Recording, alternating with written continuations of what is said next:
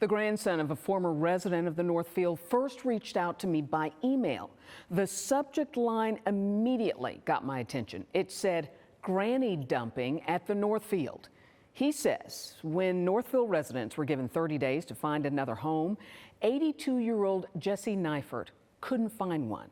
And last week, he got a frantic phone call from Grandma. Save our home! Save our home! This senior sidewalk sit-in on July 2nd did not save the homes of the dozens of residents of the Northfield in Fairport. All had been given a deadline of July 25th to get out. And today, all the residents are gone. But not everyone found another home. 82-year-old Jessie Neifert had no place to go. And then the Northfield said, "No, you can't stay here," and proceeded to drop her off somewhere at that microtel. Her grandson says Jessie, who is physically frail, was left here alone at this microtel in Macedon. A month ago, I asked the Department of Health what would happen if all these residents could not find a place to live.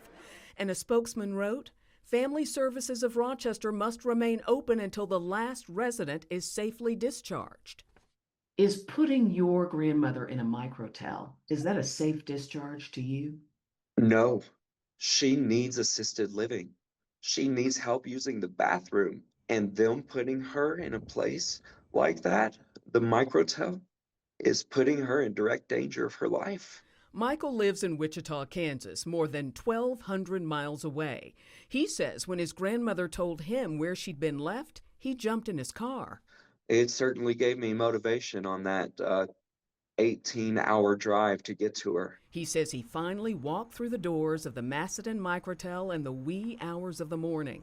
What was her state of mind when you picked her up at the microtel?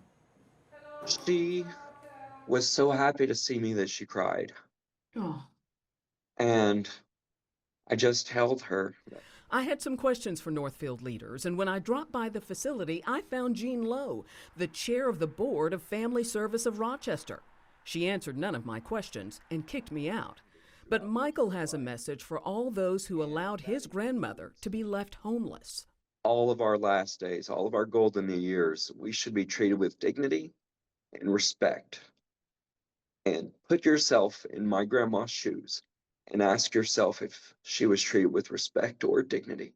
Michael says the Northfield employee who took her to the microtel prepaid for 3 days, but his grandmother has no money.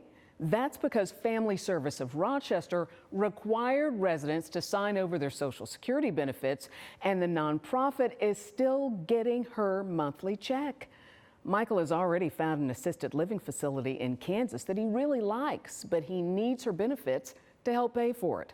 Of course, I'll continue to follow this situation.